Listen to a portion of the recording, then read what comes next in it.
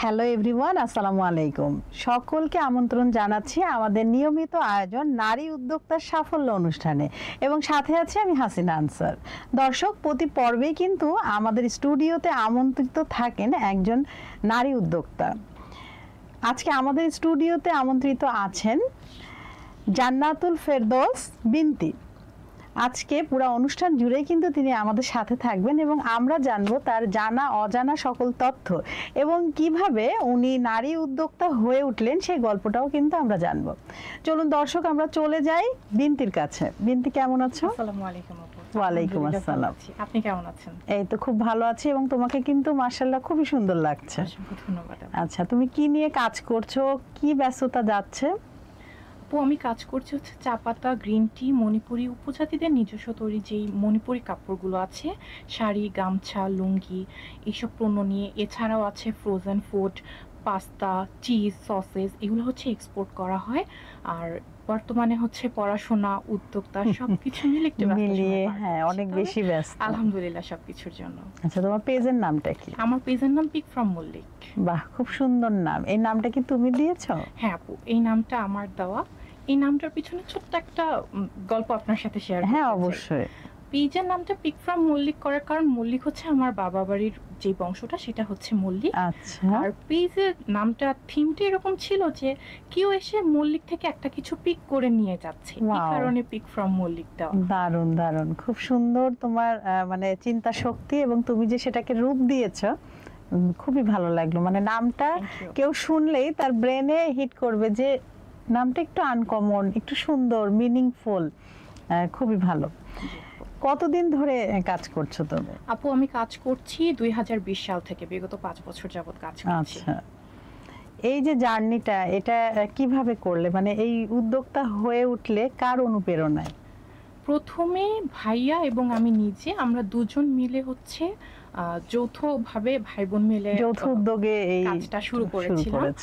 প্রথমে আমাদের মেইন ছিল হচ্ছে চা পাতা। ভাইয়া এবং আমি, ভাইয়া হচ্ছে অফলাইন সেক্টরটা দেখতেন, আমি অনলাইন সেক্টরটা দেখতাম। এরপরে ভাইয়ারা বাংলাদেশের বাইরে মুভ করে, তখন আসলে আমি একাই হ্যান্ডেল করো জিনিসগুলো দেখাশোনা করছি। এই যে চা পাতাটা, এটা আসলে অথেন্টিক সোর্স থেকে কি তোমরা সংগ্রহ করো, পাইকারি হিসেবে আনো? শ্রীমঙ্গলের যে অপশন রয়েছে, অর্গানিক চায়ের অপশন, সেখান থেকে আমি নিজে সংগ্রহ করে থাকি। এগুলো আসলে একদম সম্পূর্ণ অর্গানিক, ডাস্ট ফ্রি, এবং হচ্ছে কড়া লিকারের যে চা পাতাগুলো, সেই চা পাতাগুলো আমি সংগ্রহ করি। আচ্ছা, এগুলো কেমন সেল হচ্ছে, মানে চাহিদা কেমন? খুব ভালো রেসপন্স পেয়েছি প্রথম থেকেই, এবং যারা একবার চা খায় তারা পরবর্তীতে আসলে সবসময় আমার থেকেই চা নেয়, কারণ চায়ের কোয়ালিটিটা খুব ভালো, এবং প্রতি মাসেই তারা আসলে আমার থেকেই চা নেয়। রেগুলারলি তারা তখন আমার থেকেই চা নিয়ে খাওয়া শুরু করছে। আচ্ছা, মানে যেই চা খাচ্ছে সেই চায়ের প্রেমে পড়ে যাচ্ছে। সবারই এরকম থাকে যে চায়ের ফ্লেভার এত ভালো, চায়ের লিকার এত সুন্দর, ওরা পরবর্তীতে আর কোনো চা পাতা ওদের কাছে আর ভালো লাগে না। তারপর থেকে এটা কি তুমি সরাসরি যে অথেন্টিক সোর্স থেকে এনে তুমি কি কোনো রিফাইন করছো? না, আমি কোনো রিফাইন করছি না, মানে এটা আমি সরাসরি ওদের যে প্যাকেটটা থাকে, সেই প্যাকেটের উপর শুধু আমার পেজের যে সিলটা থাকে, লোগো, সেটা দিয়ে দিচ্ছি। আচ্ছা, শুরুটা করেছিলে কোন পণ্য নিয়ে? একদম শুরু করা হয় চা পাতা এবং গ্রিন টি দিয়ে।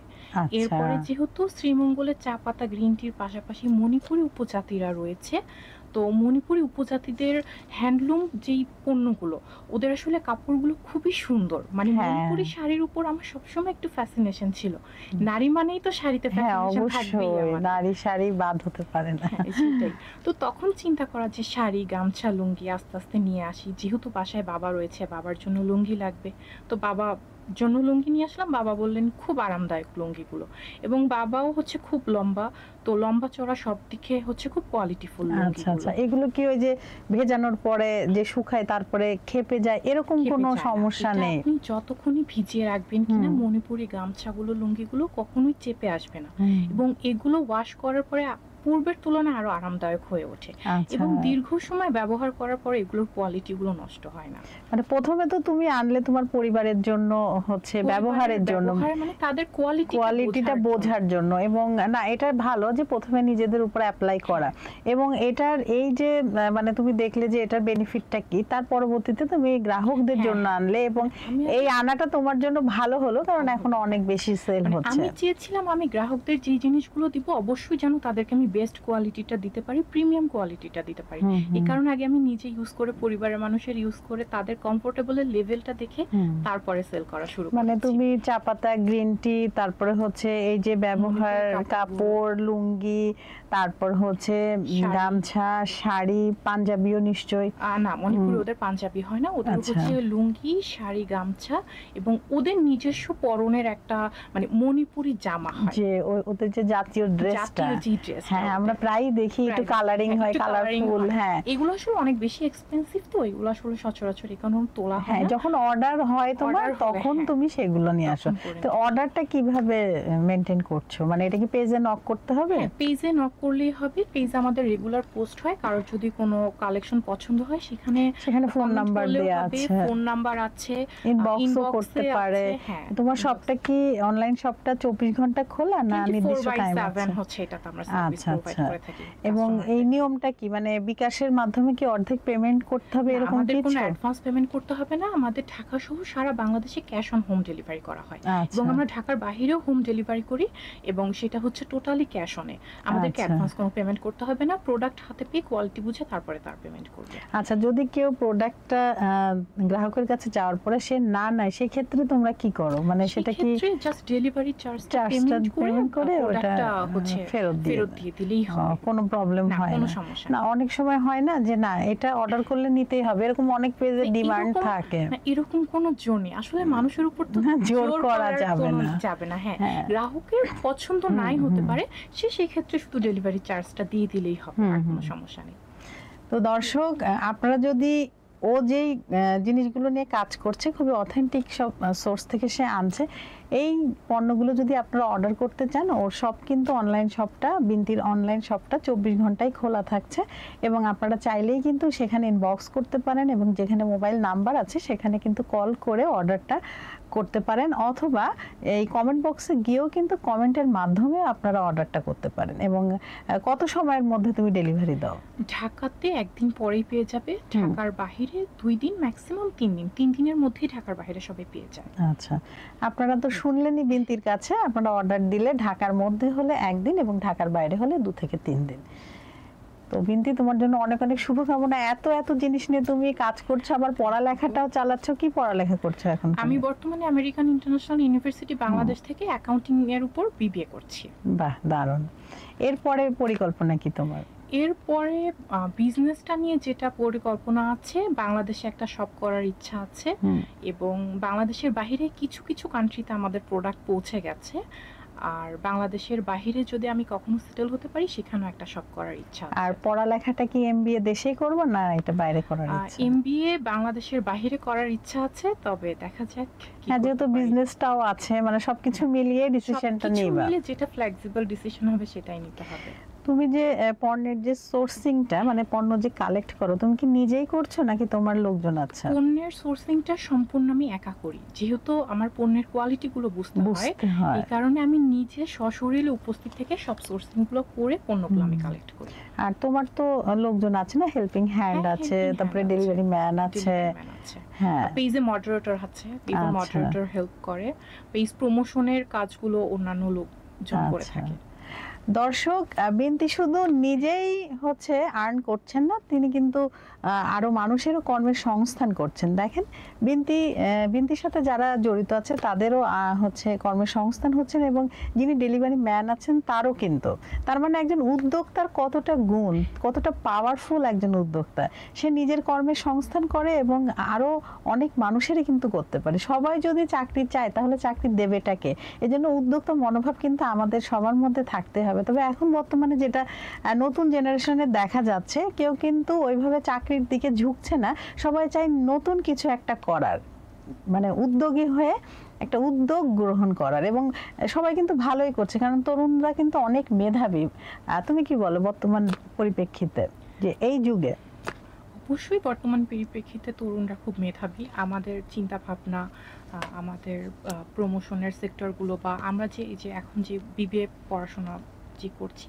তো বিবিএ তে আমাদের মার্কেটিং সেক্টর, কিভাবে কাস্টমারের সাইকোলজি বুঝতে হয়, এরকম অনেক ধরনের অনেক কোর্স আমাদের থাকে। আচ্ছা, সো এই জিনিসগুলো আমাদের হেল্প অনলাইন করছে। বিজনেসের জন্য অনেক হেল্পফুল। তো সব তরুণীদের জন্য আসলে এটা খুব হেল্পফুল, এবং এইসব কোর্সগুলো তাদেরকে হেল্প করে। এর মাধ্যমে আসলে তারা খুব সহজেই উদ্যোক্তা জীবনে এগিয়ে যেতে পারে। এটা খুব আমি মনে সুন্দর করি। বলেছো। সবকিছু সহজ হয়ে গিয়েছে এখন, আগের থেকে পৃথিবী সবকিছু হচ্ছে সহজ আমাদের হয়ে হাতের গিয়েছে। মুঠোয়, হ্যাঁ, জাস্ট সেটাই। আমাদেরকে একটু বুদ্ধি একটু খাটিয়ে বুদ্ধি করতে করে হবে, আমাদেরকে চলতে করতে হবে। হ্যাঁ। তোমার পেজে তো বললে যে হচ্ছে মডারেটর আছে, Moderator তো আর আছে। কে কে পরিচালনা করছে পেজটা, না তুমি একাই? পেজটা আমি আর মডারেটর, মূলত আমি সবকিছু পরিচালনা করছি। যেহেতু পড়াশোনা করছি, পরীক্ষা থাকে, তো পরীক্ষার সময়গুলো আসলে আমি করতে পারি না।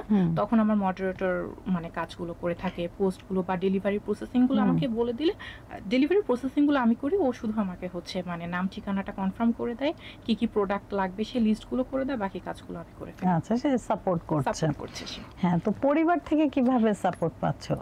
পরিবার থেকে আলহামদুলিল্লাহ বাবা মা দুজনের থেকেই সাপোর্ট পেয়েছি, এবং শুরু থেকেই দুজনের সাপোর্ট পেয়েছি। মা বেশি সাপোর্ট করেছিল। বাবার কথা ছিল যে পড়াশোনার পাশাপাশি করতে গিয়ে পড়াশোনাতে যাতে কোনো ক্ষতি না হয়। বাবা তো সেটাই। দুইজনেরই ছিল, তবে মার খুব বিশ্বাস ছিল যে পড়াশোনার পাশাপাশি আমি করতে পারবো, এবং তার যে একটা দোয়া, তার দোয়ার জন্য হ্যাঁ, সফলতাটা অবশ্যই। অনেক বেশি। বাবা মায়ের দোয়া তো অবশ্যই অনেক অবশ্যই সন্তানের মানে জন্য অনেক বেশি। অনেক মঙ্গলময়। বিশেষ করে মা যিনি সর্বক্ষণই কিন্তু আমাদের সাথে থাকছেন, আমাদের হ্যাঁ। কোনটা ভালো কোনটা খারাপ উনি কিন্তু বুঝে যায়।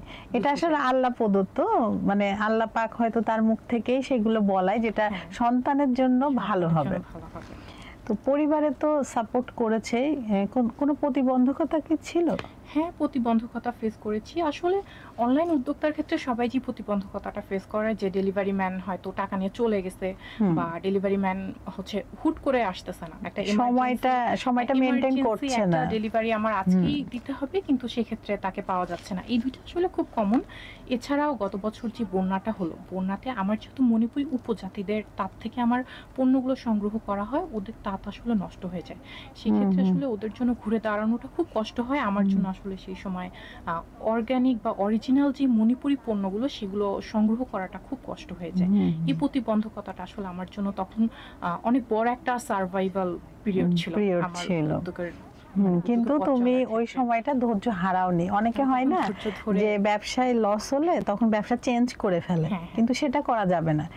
একটা জিনিস লক্ষ্যটা আর কি একই রাখতে হবে, যে না আমার হয়তো বাধা আসবে, সমস্যা হবে, কিন্তু আমি যদি ওটা সাহসিকতার সাথে ধৈর্যের সাথে ওটার মোকাবেলা করে স্থির থাকি, তাহলে কিন্তু কোনো এক সময় লাভটা অবশ্যই আসবে।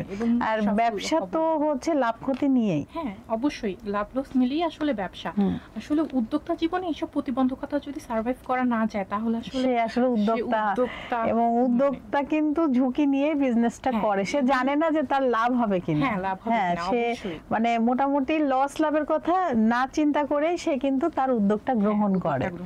এবং অনেক সময় দেখা যায় যে এই মানে আমরা অনেক উদ্যোগ গ্রহণ করছি, কিন্তু 2 পা এগিয়ে 5 পা পিছিয়ে যাচ্ছি, যে পারবো কি, আমার কি আসে না, ওই যে দক্ষ জনশক্তির অভাবও থাকে অনেক সময়। ওই সময় ভাবে যে না আমার তো ওইভাবে লোকজন নেই, আমার তো জনশক্তি কম, হ্যাঁ পারবো কিনা, বা আমি এই ঝুঁকিটা নিচ্ছি, এটা কি আমার অনেক বড় লস হয়ে যাবে। কিন্তু 6 থেকে 1 বছর পর্যন্ত লাভের আশা বাদই দিতে হবে। হ্যাঁ, প্রথমে লাভের আশা আসলে বাদ দিয়ে ধৈর্য ধরে আসলে লেগে থাকতে হবে। যে কোনো ক্ষেত্রে ধৈর্য ধরে যদি লেগে থাকা যায় এবং নিজের উপর যদি বিশ্বাস থাকে, আমি এটা মনে প্রাণে বিশ্বাস করি, সে আসলে সফল হবেই। সফলতার জন্য ধৈর্য এবং নিজের উপর বিশ্বাসটা খুব বেশি প্রয়োজন প্রতিটা মানুষের। তুমি তো পড়াশোনা করছো বিবিএ, তার পাশাপাশি এতগুলো বিজনেসের সাথে জড়িত, একটা না কয়েকটা। তো এটা কি তোমার পড়ালেখার প্রতি কোনো প্রভাব পড়ছে? মানে বাসায় কি একটু এই বিষয়গুলো নিয়ে কোনো প্রতিবন্ধকতা আসছে? বাসাতে প্রতিবন্ধকতা আসছে না। বাসাতে শুধু বলছে তোমার উপর যেভাবে প্রেশার না আসবে তুমি সেভাবেই করো। আর পড়ালেখার উপর আসলে আমার যখন আমি একটু ফ্রি টাইম থাকি তখন আমি পড়াগুলো কভার করে ফেলি। পরীক্ষার সময় বিজনেসের কাজগুলো আমি একটু কম করি, যেহেতু মডারেটর তাকে দায়িত্ব দিয়ে দিচ্ছ। এই কারণে আসলে পড়াশোনার জন্য বিজনেসে আমার কোনো প্রতিবন্ধকতা আসছে না। আচ্ছা, চা পাতা দীর্ঘদিন সংরক্ষণ করা যাবে কিভাবে, কিছু টিপস আমাদেরকে শেয়ার করো। আচ্ছা, চা পাতাটা মূলত কাচের যেই জারগুলো হয়, কাচের জার কিংবা স্টেইনলেস যেই কৌটোগুলো পাওয়া যায়, এই কৌটাগুলোতে রাখলে আসলে চা পাতাটা দীর্ঘদিন ভালো থাকে। আর রেগুলার যে টেম্পারেচার, এই টেম্পারেচারে রাখলেই হয়। মানে অনেকে দেখি যে মানে নরমাল যে রেফ্রিজারেটর সেখানে রাখে, অনেকেই রাখে। আচ্ছা, এটা নরমাল রেফ্রিজারেটর মানে রাখা যায়, এটাতে কোনো সমস্যা নেই, ঘ্রাণে বা ফ্লেভারে ঘ্রাণে বা ফ্লেভারে কোনো সমস্যা হয় না। তবে অতিরিক্ত সূর্য রশ্মিতে হচ্ছে চায়ের ফ্লেভারটা হচ্ছে একটু নষ্ট হয়ে যেতে পারে, এই জন্য অতিরিক্ত গরমে চা রাখা যাবে না। নরমাল যে রুম টেম্পারেচার, এই রাখলেই তো হবে, এবং ওই যে চায়ের ফ্লেভারটা ঠিক থাকে এবং লিকারটা ঠিক থাকে। দর্শক, চা পাতা কিন্তু সংগ্রহের খুব সুন্দর টিপস আমাদের বিনতি দিয়ে দিল। আপনারা কাচের জার অথবা স্টিলনেস হচ্ছে বয়ামে কিন্তু আপনারা রাখতে পারেন, এবং ওই যে বেশি তাপ যেখানে থাকবে, আমার মনে হয় রান্নাঘরের যে চুলাটা যেখানে থাকে সেখানে না রেখে একটু ঠান্ডা পরিবেশে রাখাটা উচিত, চুলা থেকে একটু দূরে রাখাটা উচিত। আর অনেকে কিন্তু চাইলে দীর্ঘদিন রাখতে গেলে নর্মাল রেফ্রিজারেটরেও রাখতে পারে, তবে নর্মাল যে রুম টেম্পারেচারে রাখলে কোনো প্রবলেম হওয়ার কথা না, বিনতি যেভাবে বললে, যেহেতু দীর্ঘদিন চা নিয়ে কাজ করছে। আচ্ছা, তুমি তো ফ্রোজেন ফুড তৈরি করছো, তাই না? তো হচ্ছে এগুলো মানে কি কি ফ্রোজেন ফুড তুমি তৈরি করছো? ফ্রোজেন ফুড তৈরি করছি chicken chop, chicken cheese ball, chicken বল, নাগেটস, এই ফ্রোজেন ফুডগুলো তৈরি করছি। আচ্ছা, এগুলো কিভাবে সংরক্ষণ করে রাখো? এগুলো আসলে আমি সংরক্ষণ করে রাখি না, যখন অর্ডার আসে ফ্রোজেন ফুডের ক্ষেত্রে আমাদের পেজে ডেলিভারি সিস্টেমটা হচ্ছে 2 দিন আগে আমাকে হচ্ছে অর্ডারটা দিতে হয়। 2 দিন আগে অর্ডারটা দিলে তখন আমি ফ্রেশ হচ্ছে একদম ফ্রোজেন ফুডগুলো বানিয়ে জাস্ট ডিপে রেখে একটু সেট হওয়ার জন্য টাইম দিই, সেট হয়ে গেলে আমি ডেলিভারি ম্যান দিয়ে এগুলো ডেলিভারি করে দিই। মানে এটা হচ্ছে ফ্রিজে রেখে অনেক দিন যদি সংরক্ষণ করা হয়, এটা টেস্ট আসলে নষ্ট হয়ে যায়। মানে কতদিন রাখলে আসলে এটা খাওয়া যেতে পারে, মানে হার্মফুল হবে না? হার্মফুল হবে না, 10 থেকে 15 দিনের মধ্যে কমপ্লিট করে ফেলাটাই বেটার। তবে অনেকেই বলে 3 মাসও সংরক্ষণ করা যায়। যেহেতু আমরা মানে বাসাতে তৈরি করছি, আমরা কোনো ধরনের কেমিক্যাল বা কোনো প্রিজারভেটিভ ছাড়াই আমরা তৈরি করছি, এই কারণে এটা 3 মাস না রাখাটাই বেটার। আর ছোট বাবুদের জন্য যদি হয় সেটা অবশ্যই 10 দিনের মধ্যে কমপ্লিট করা উচিত। এবং তুমি বলছো যে অর্ডার আসার পরে তুমি তৈরি করো, তাহলে ডিপ করতে কত ঘন্টা লাগে? ডিপ হচ্ছে 2 থেকে 3 ঘন্টার মতন আমি ডিপে একটু জাস্ট সেট করে দিয়ে ডেলিভারি ম্যান চলে আসলাম, এটা পাঠিয়ে। আচ্ছা, ফ্রোজেন ফুডের ক্ষেত্রে অনেক সময় হয় যে দূরের যাত্রাগুলোতে ফ্রোজেন ফুডটা দিলে গলে যাচ্ছে, একদম খারাপ হয়ে যাচ্ছে, সেক্ষেত্রে কিভাবে তুমি হ্যান্ডেল করো? আসলে ফ্রোজেন ফুডটা শুধুমাত্র ঢাকার ভিতরেই ডেলিভারি কমপ্লিটটা করি, ঢাকার বাইরে আসলে আমি দিই না। কারণ ফ্রোজেন ফুডটা ঢাকার বাইরে দিতে গেলে দেখা যায় যে ডেলিভারি ম্যানরা এসে নিয়ে যায়, ওদের একটা প্রসেসিং থাকে, তারপরে হচ্ছে ওদের হাব থেকে হচ্ছে অন্য একটা ঢাকার বাইরে ডেস্টিনেশনের হাবে পৌঁছায়। তো এত লং প্রসেসিং আসলে ফ্রোজেন ফুডগুলোর কোয়ালিটি নষ্ট হয়ে যায়, এই কারণে আমি ঢাকার বাইরে দিচ্ছি না, ঢাকাতেই দিচ্ছি। ডেলিভারি ম্যান আমার বাসার নিচে এসে বাইক দিয়ে সরাসরি হচ্ছে যেখানে অর্ডারটা আছে অর্ডারের প্লেসে চলে যায়, এই কারণে কোনো সমস্যা হয় না। এটাতেও কি তুমি মানে ফ্রি পরে ক্যাশ অন ডেলিভারি নাকি কিছু অ্যাডভান্স করবে? অ্যাডভান্স আমি এখনো পর্যন্ত অ্যাডভান্স নিচ্ছি না, ফ্রি যেইটা সেই ফ্রিতেই দিচ্ছি, মানে ক্যাশ অন ডেলিভারিতেই দিচ্ছি, আগে থেকে কোনো পেমেন্ট নিচ্ছি না। উদ্যোক্তা হিসেবে কি কখনো কোনো সম্মাননা পেয়েছো? সেই অনুভূতিটা কি? উদ্যোক্তা হিসেবে সম্মাননা পেয়েছি, খতেখাটি পরিবার থেকে গত বছর বেস্ট সেলার হিসেবে সম্মাননা পেয়েছি। অনুভূতিটা আসলে অনেক বেশি আনন্দের, এবং অনুভূতিটি মানে আমার অনুভূতিটা আরো বেশি আনন্দ হওয়ার কারণ হচ্ছে আমার মা তখন আমার সাথে প্রেজেন্ট ছিল। আমি যখন সম্মাননাটা গ্রহণ করি তখন আমি আর আমার মা দুজন মিলে একসাথে সম্মাননাটা গ্রহণ করি। এই জন্য মানে আমার কাছে মনে হয় যে আমার লাইফের অ্যাচিভমেন্টগুলোর মধ্যে মা যখন সাথে থাকে তখন আমার আনন্দগুলো, আমার সম্মানগুলো আরো বেশি হয়ে যায়। বাহ, খুব সুন্দর। মানে তোমার মায়ের সাথে তোমার সম্পর্কটা অনেকটা বন্ধুত্বের। আমার মায়ের সাথে মানে বেস্ট ফ্রেন্ডই বলা যায়। মানে আমার মায়ের সাথে আমার সম্পর্কটা সবচেয়ে বেশি ক্লোজ। আমার দিন শেষে সব গল্প মায়ের সাথে, সব খারাপ লাগা, সব অনুভূতিগুলো ভালো লাগা, হ্যাঁ, এবং মারও দিন শেষে যত খারাপ লাগা, যত ভালো লাগার অনুভূতিগুলো সব সে আমার সাথেই এসে শেয়ার করে। বাহ, দারুণ, খুবই ভালো লাগলো শুনে। তো তোমার ভবিষ্যৎ পরিকল্পনা কি তোমার বিজনেসটা নিয়ে? ভবিষ্যৎ পরিকল্পনাটা বাংলাদেশে একটা শপ করার ইচ্ছা আছে, 2টা সেক্টর আলাদা করে দিব। যেহেতু আমার ফুড এবং ক্লথ 2টা সেক্টরই আছে, ফুড সেক্টরটা আলাদা করে দিব এবং ক্লথ সেক্টরটা আলাদা করে দিব। অনলাইনেও এটা চলতে থাকবে, অফলাইনেও চলতে থাকবে। আর বাংলাদেশের বাহিরে 2-1টা কান্ট্রিতে হয়তো সব যদি করতে পারি, সেই সৌভাগ্য যদি উপরওয়ালা দেয়, অবশ্যই বাংলাদেশের বাহিরেও সব করব। তোমার জন্য অনেক অনেক শুভেচ্ছা ও শুভকামনা। বিনতি, আমরা কিন্তু গল্প করতে করতে অনুষ্ঠানের একদম শেষ পর্যায়ে চলে এসেছি। তুমি হচ্ছে তোমার মূল্যবান সময় থেকে আমাদেরকে সময় মানে তোমার সময় বের করে আমাদেরকে দিয়েছো, তো এই জন্য তোমাকে অসংখ্য ধন্যবাদ। তোমার কেমন লাগলো আমাদের এই আয়োজন? আপনাকে অনেক ধন্যবাদ, আপনি ব্যস্ততার মাঝে যে আমাকে সময় দিতে পেরেছেন, এত সুন্দর একটা অনুষ্ঠানে আসতে পেরেছি, আমার খুবই ভালো লাগছে। এবং এটা আসলে অনেক আনন্দের একটা বিষয় যে এরকম একটা অনুষ্ঠানে অংশগ্রহণ করতে পারলাম। আমার পিক ফ্রম মল্লিক হচ্ছে আপনাদের মাধ্যমে মানুষের কাছে পিক ফ্রম মল্লিকের অনেক তথ্য আমি পৌঁছাতে পারলাম, খুবই ভালো লাগছে। আমাদেরও খুবই ভালো লাগছে। আবারও নতুন কোনো আয়োজনে তুমি আবারও আমাদের মাঝে উপস্থিত থাকবে। ভালো থাকবে। দর্শকের উদ্দেশ্যে কিছু বলো। দর্শকদের উদ্দেশ্যে বলা, যারা উদ্যোগ গ্রহণ করেছেন তারা আসলে ধৈর্য ধরে উদ্যোগটাকে কন্টিনিউ করবেন, এবং যারা উদ্যোগ গ্রহণ করতে চাচ্ছেন কিন্তু সাহস পাচ্ছেন না, তারা একটু সাহস করে উদ্যোগ গ্রহণ করুন এবং ধৈর্য ধরে লেগে থাকুন, ইনশাআল্লাহ ভালো হবে। খুবই সুন্দর, অনেক ধন্যবাদ। দর্শক, আপনারা যারা এতক্ষণ আমাদের সাথে ছিলেন, আপনাদের সবাইকে অসংখ্য ধন্যবাদ। এভাবে আমাদের সাথে থাকবেন। তবে আমাদের অনুষ্ঠানে কিন্তু আপনারাও যুক্ত হতে পারেন। অনুষ্ঠানে যুক্ত হবার জন্য আমাদের যে অনুষ্ঠানের পোস্টটি আছে সেটার কমেন্ট বক্সে আপনার নাম, আপনার পেজের নাম এবং আপনার মোবাইল নাম্বার আর আপনার বিষয়ে বায়োগ্রাফি শর্ট করে আমাদেরকে দিয়ে দিবেন এবং লাইক, কমেন্ট অ্যান্ড শেয়ারের মাধ্যমে আমাদের সাথে থাকবেন। আমাদের কিন্তু অঙ্গীকার থাকে যে প্রতি পর্বেই আমরা কামনা করি যে আমাদের নারী উদ্যোক্তাদের সফলতা, স্বাবলম্বিতা এবং নারী উদ্যোক্তাদের জীবন ভরে উঠুক সফলতায়, এই কামনাই করি। আবারও নতুন কোনো অতিথিকে নিয়ে আপনাদের সবার মাঝে আমি উপস্থিত হব। সে পর্যন্ত আপনারা সবাই ভালো থাকুন, সুস্থ থাকুন এবং আমাদের সাথে থাকুন। আল্লাহ হাফেজ।